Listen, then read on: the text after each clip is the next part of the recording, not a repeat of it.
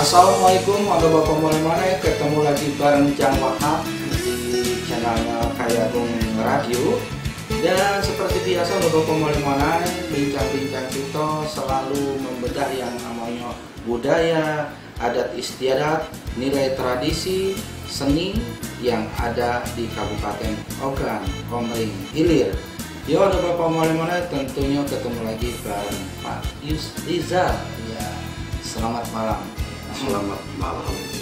Ayo anda Bapak Molimona, jangan lupa ya, tonton terus video ini sampai selesai, jangan sampai kaget gagal paham. Yang pastinya setelah ditonton tentunya kita harapkan untuk di subscribe. Iya. Yo anda Bapak Molimona, kalau mau itu ya, kita langsung baik bincang-bincang kita dengan Pak Yus Rizal yang nak kita bahas malam ini tentunya mengenai masalah. Kita coba untuk mengenal lebih dekat tentang Danau Teluk Gelam. Danau Teluk Gelam. Ayo kalau macam ada apa mulai mana? Ya pun.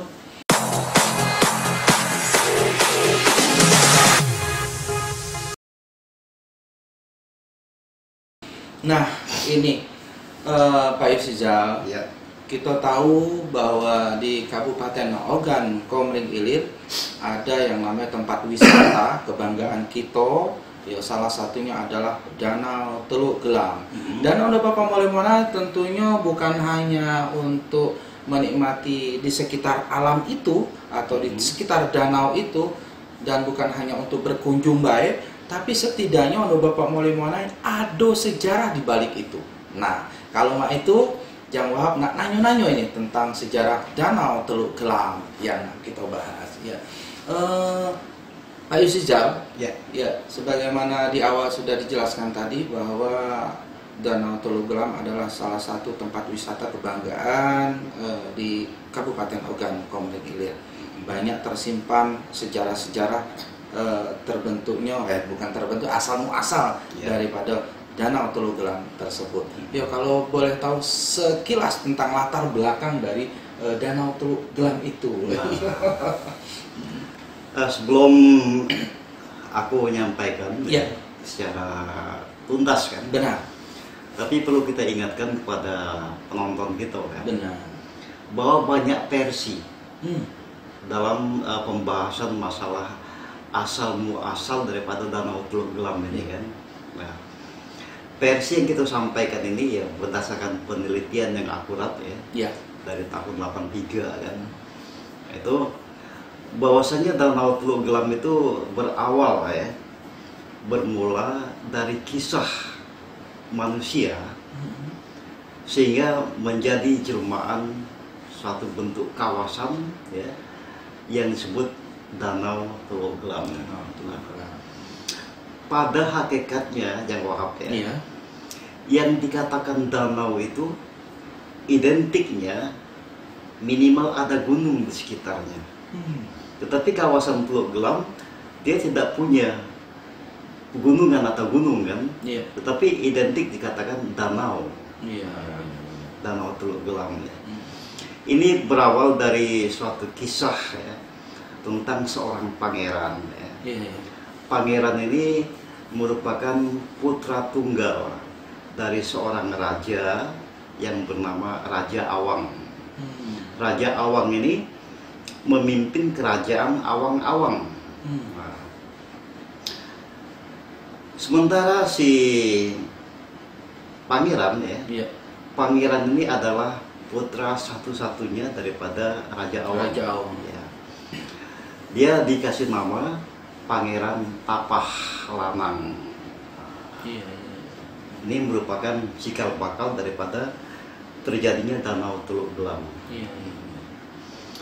Nah, si Pangeran Tapah ini dia ini memiliki nasib yang dikatakan malang malang. Di saat dia berusia 7 tahun ibunya sang permaisuri daripada Raja Awang ini kan mangkat. Sehingga si putranya Pangeran Tapah ini kan hidup dalam kesendirian, penuh dengan kesepian. Dia hanya bermain dengan para dayang-dayang yang ada dalam kerajaan. Pada suatu saat terjadilah suatu katakanlah ini merupakan peristiwa juga ya. Yeah. Pada zaman-zaman itu ya, di daerah Ogan Komering Ilir pada umumnya banyak sekali tumbuh kerajaan-kerajaan kecil ya. Tapi dalam istilah kata, kerajaan di sini bukan satu kerajaan yang sifatnya bakal menjadi suatu himpunan pemerintahan ya. Yeah. Tapi merupakan kelompok-kelompok kecil yang dipimpin seorang yang dianggap raja. Benar. Nah, salah satunya itu Raja Awang yang memimpin kerajaan Awang-Awang. Yeah. Nah, pada kejadian itu Yeah. ada katakanlah bentuk-bentuk pengumuman ya. Yeah. Pada zaman itu bahwa akan diadakan perkumpulan atau pertemuan Yeah. dari para raja-raja yang harus didampingi oleh istri raja atau permaisurinya. Sementara Raja Awang, dia istrinya sudah meninggal. Yeah.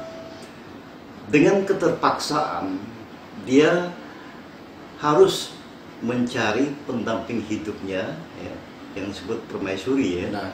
Nah, kesana sini dia mencari siapa yang akan menjadi pendamping hidupnya, terutama untuk mendampingi dia pada saat pertemuan para raja yang ada di Kabupaten Oki pada masa itu kan.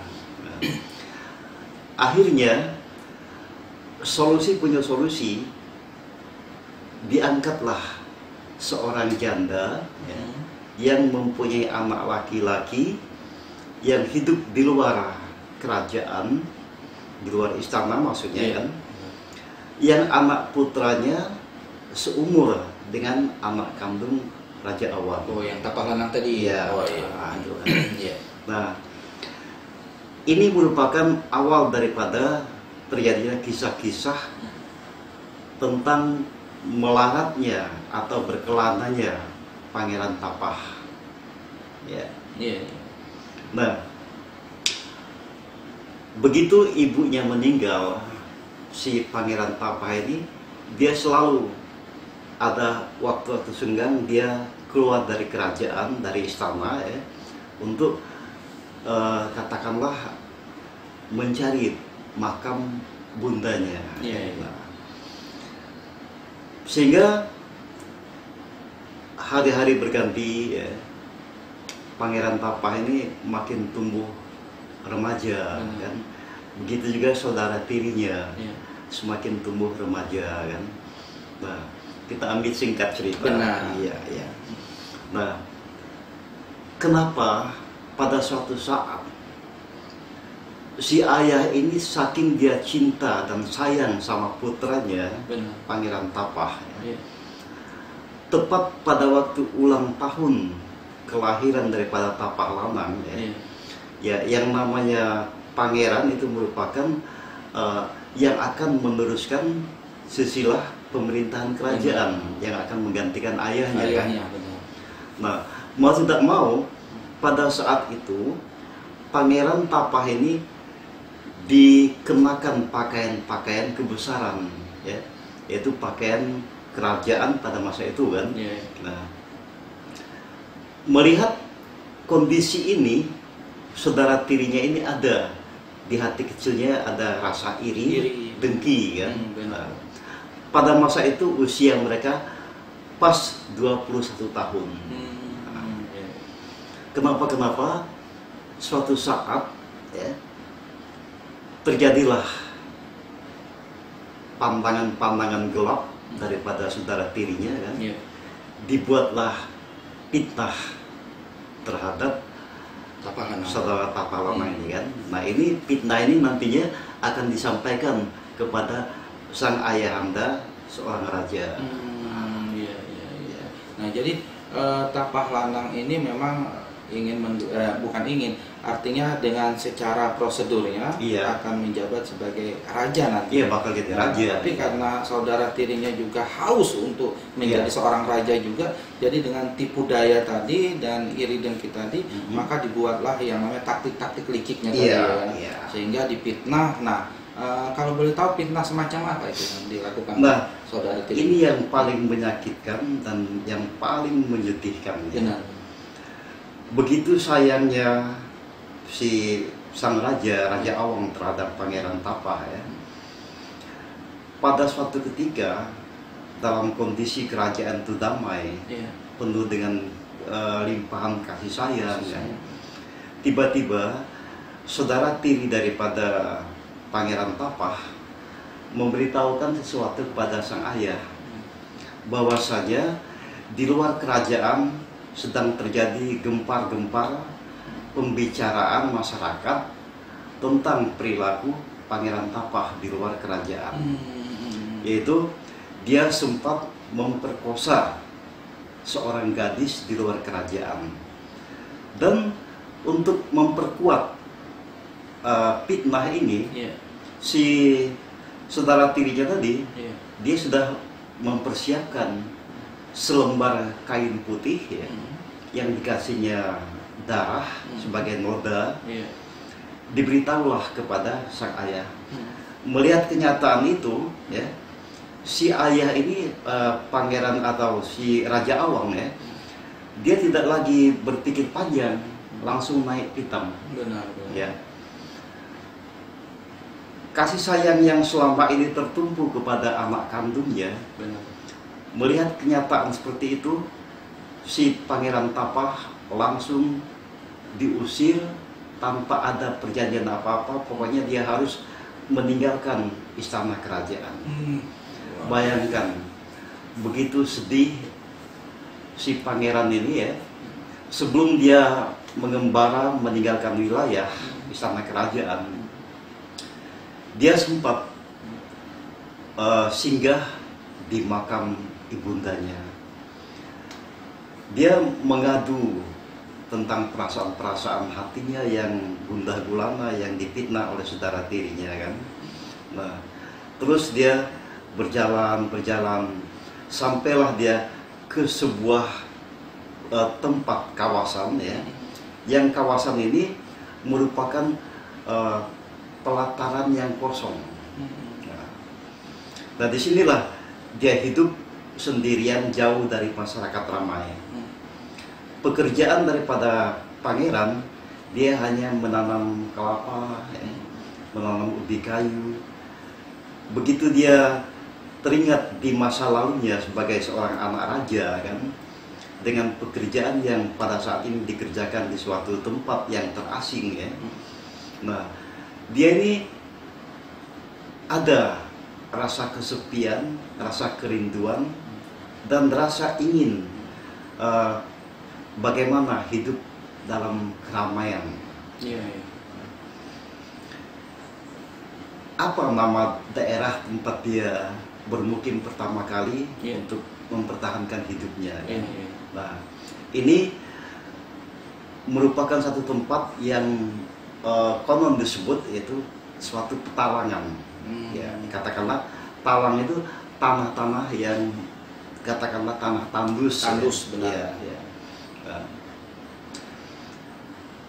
Lalu si Pangeran Tapah ini hidupnya merasa kesepian. Dia pergi mengembara lagi, tetapi tidak meninggalkan talang tempat dia tinggal tadi, kan.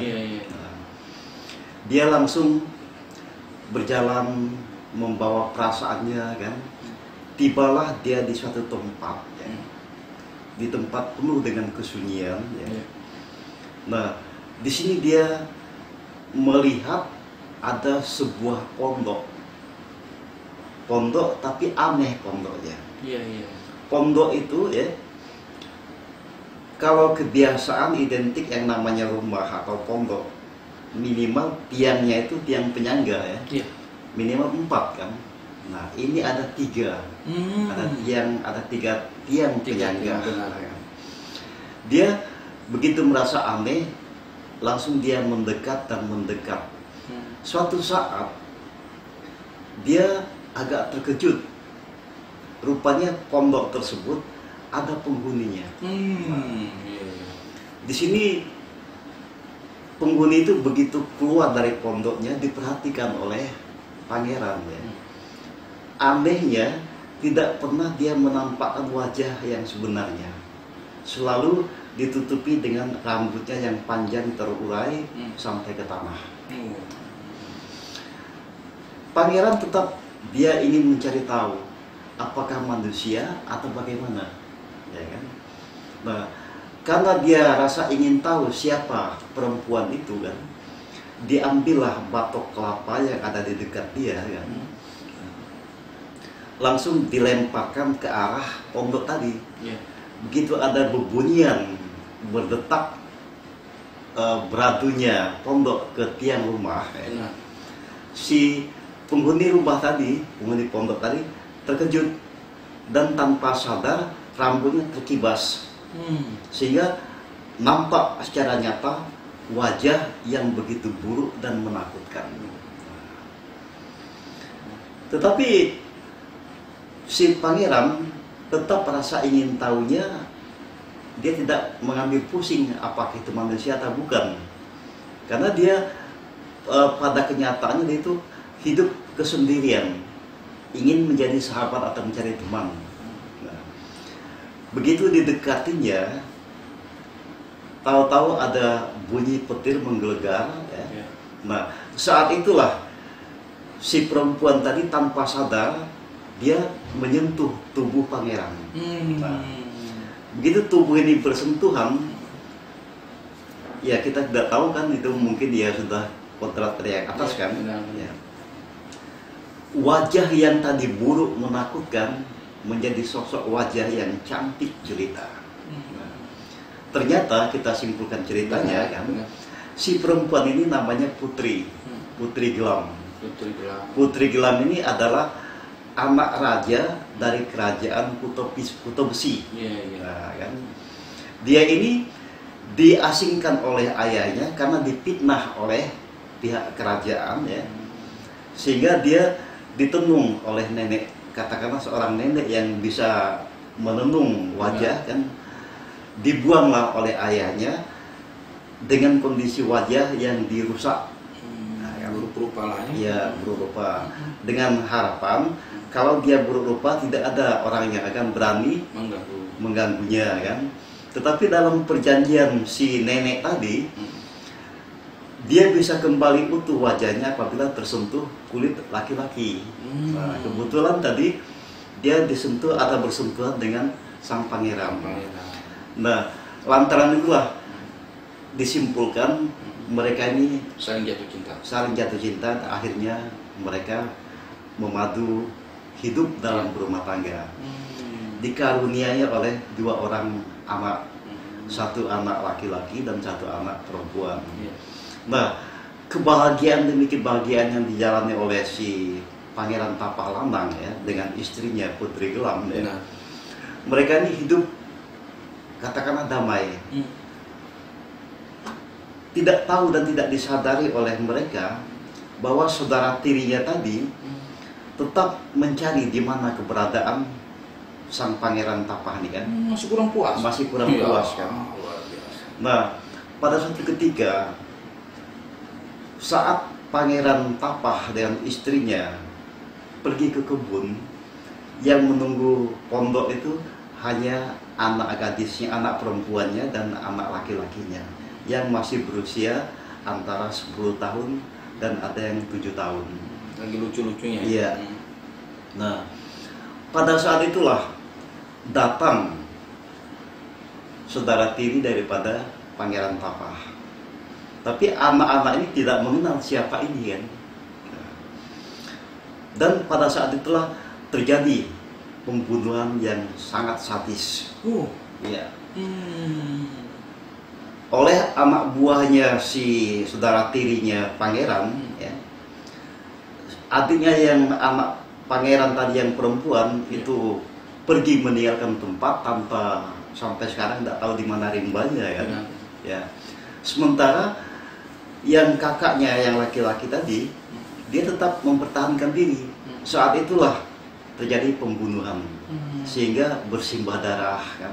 Luar biasa. Nah, begitu Pangeran Tapah dan istrinya datang, ya, dia terkesima dan sangat, katakanlah hatinya sangat terpukul kan, melihat kenyataan anaknya sudah tersungkur di kubangan, ya, dengan bersimbah darah, sehingga pangeran ini tanpa sadar dia terus menangis, menangis sehingga air mata ini jatuh, ya katakanlah ya tidak henti-henti kan. Nah, kenapa fenomena alam terjadi ya. Benar. Ya, air mata yang tercucur dari matanya sang pangeran akhirnya meluap, membesar dan tanpa disadari menenggelamkan pangeran di dalam kubangan air tadi kan. Nah, melihat kenyataan sang istri, sang suami sudah hampir ditelan oleh air kan, istrinya langsung mencekal rambut daripada sang pangeran, tetapi keburu tidak bisa.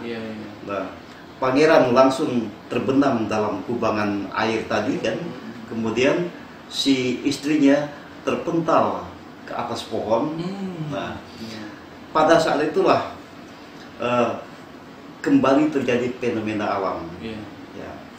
Si pangeran menjadi atau menjelma seekor ikan. Nah, sehingga ikan itu identik disebut ikan tapah. Sedangkan si istrinya yang terpental ke atas pohon menjelma seekor burung putih yang berleher panjang. Nah, pada saat itulah setiap malam bulan purnama orang-orang di sekitarnya selalu kebagian rezeki, ya katakanlah kan. Pasti ada telur-telur burung gelam terhampar di sekitar danau tadi ya.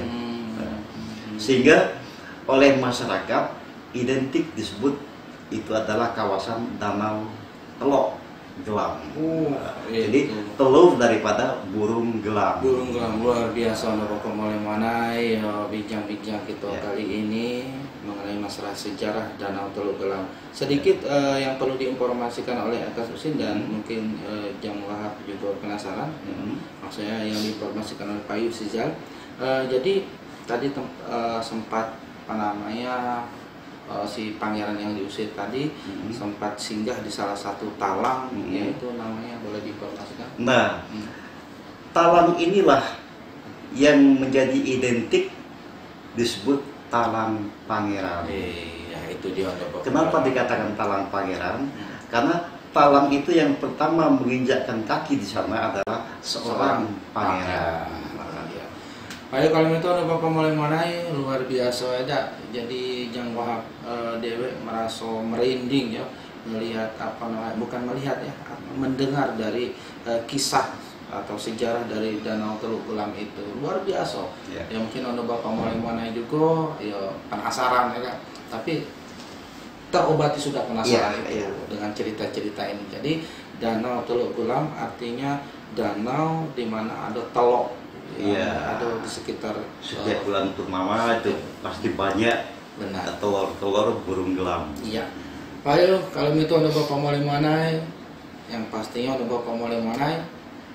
Kalau nak nonton terus kisah-kisah yang lain, jangan lupa di share dan di komen.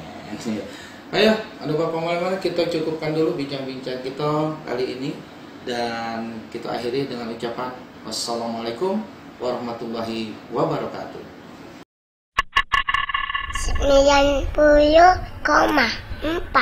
Ayo Agung Radio.